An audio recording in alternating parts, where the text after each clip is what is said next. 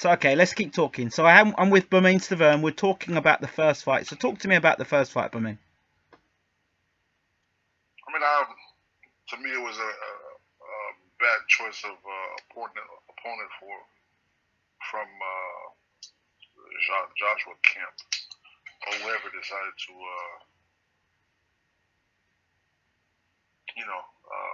put or have anybody called Ruiz.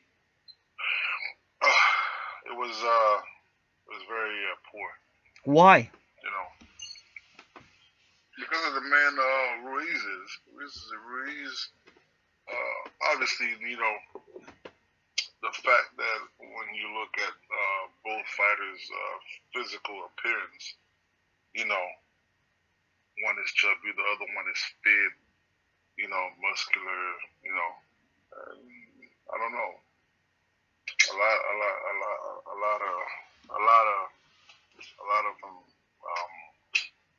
lot of people that even my friends or people that don't really know boxing, they just see Ruiz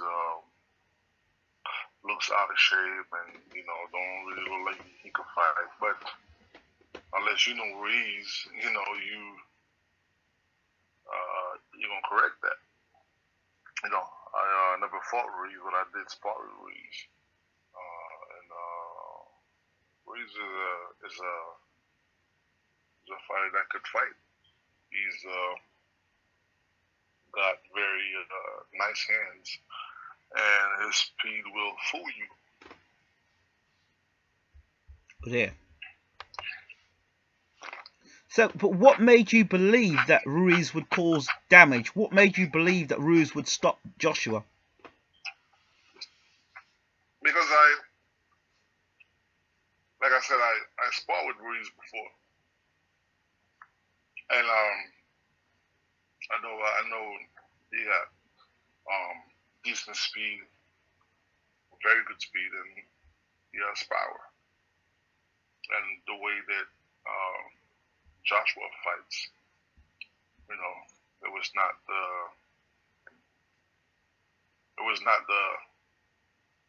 fight that he should have gotten. After Miller pulled out. Okay.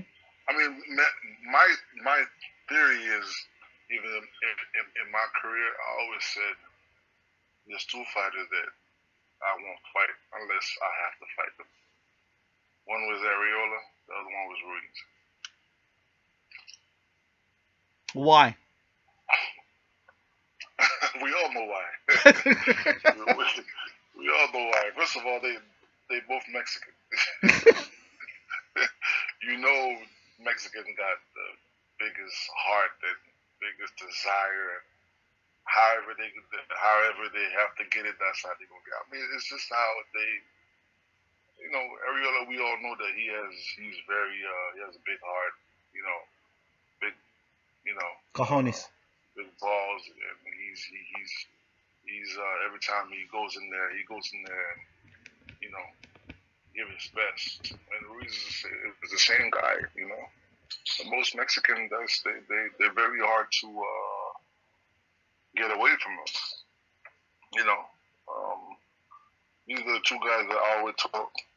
I always told myself, unless I have to fight them, I will fight them. But other than that, I'll pass. Okay. So, talk to me about Joshua's preparations coming to America, in your opinion, for the first fight. Yeah. I could advise him not to come to the U.S. There's one thing about the U.S. If you're not from here, stay away from here. Why? You're not from here, stay home. This is the land of opportunity. We all know this is the land of opportunity. I grew up here, also Canada, back and forth. But and I've seen it from, a lot of different athletes and different people that, that had a lifestyle, where they were born or where they're from and coming to America, and it's just some of them got better, and most of them got Worse. hit a But wall, or they started they came here when they had a lot of success, and then because of them being here, the success was very was temporary, was very short. so wait. But how does somebody come to America? Lennox Lewis came to America many times. He acclimatized up in the Poconos and appeared. Right, but Lennox been, we're talking about two different generations.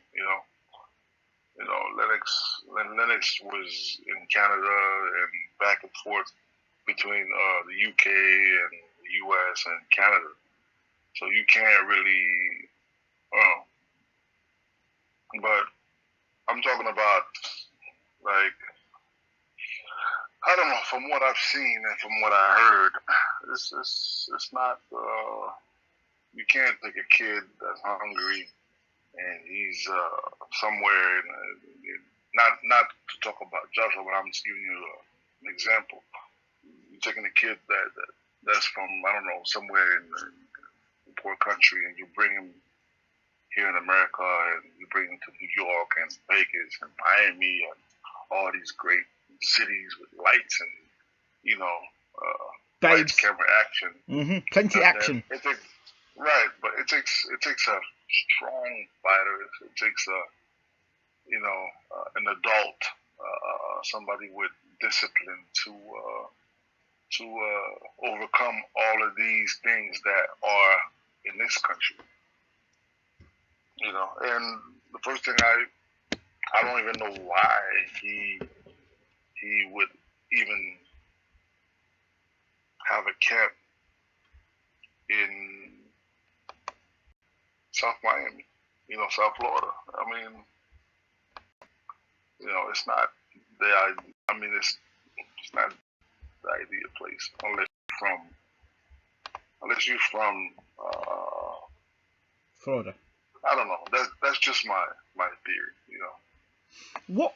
Okay, give me an example of what could happen to a fighter if he were to come to Miami to prepare to defend his world heavyweight title.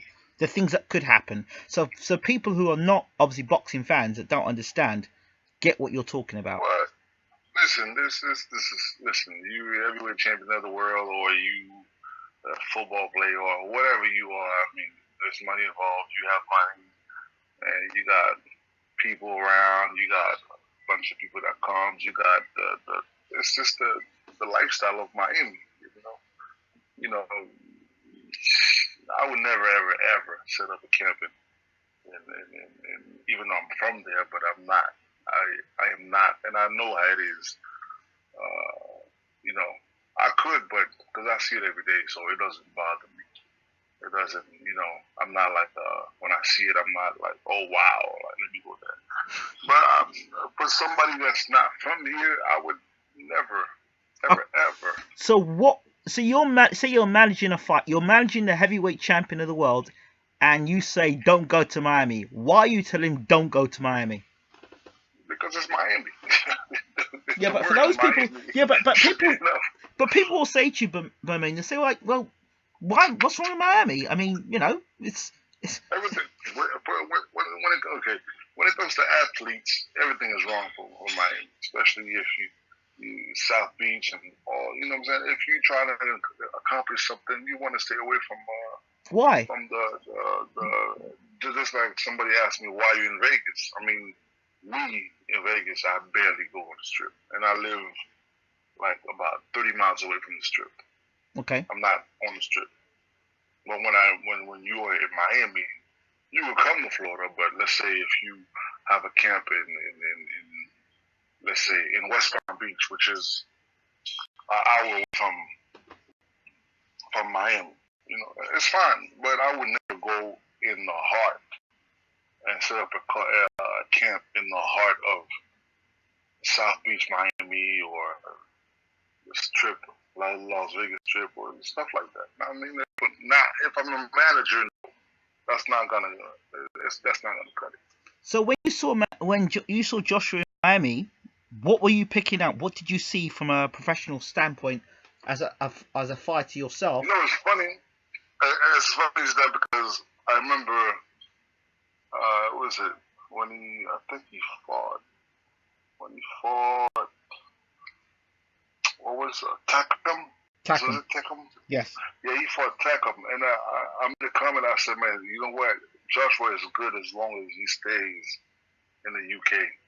The minute he comes on this side of town, that is it. That is it. Why you say that? For somebody that's from here, it's different. Somebody that's not from here, it's a nightmare. Well, okay, Tyson Fury's not from the States. You get sucked in with the celebrity status. You know, a bunch of it's easy over here. It's easy. It's very easy in this country to be sucked in without even knowing you being sucked in. You know, or you get caught up with a different type of crowd, different things. The crowd, the city, what's around you. Plus, you're heavyweight champ. Come on, man. That's you technically Muhammad Ali, Mike Tyson. That's who you are.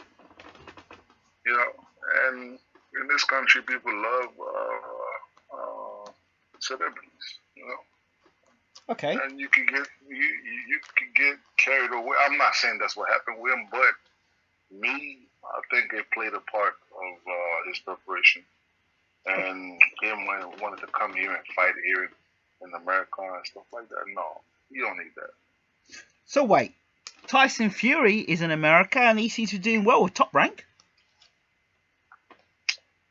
Tyson Fury, listen, there's different type of people that you could, you know, that's when your character comes in. You know. Do you think Dillian Whyte could transfer from the UK to the US and do well? No. And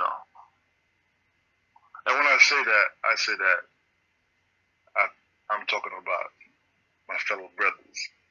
Okay, I get that. My fellow brothers do not come in this country unless you're retired. Just stay over there where you at.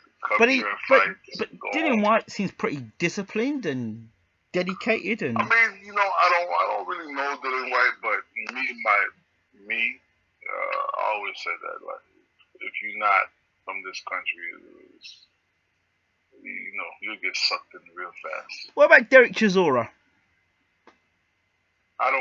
I can't really speak on him, but only thing I can say is advise them and not to do that, you know.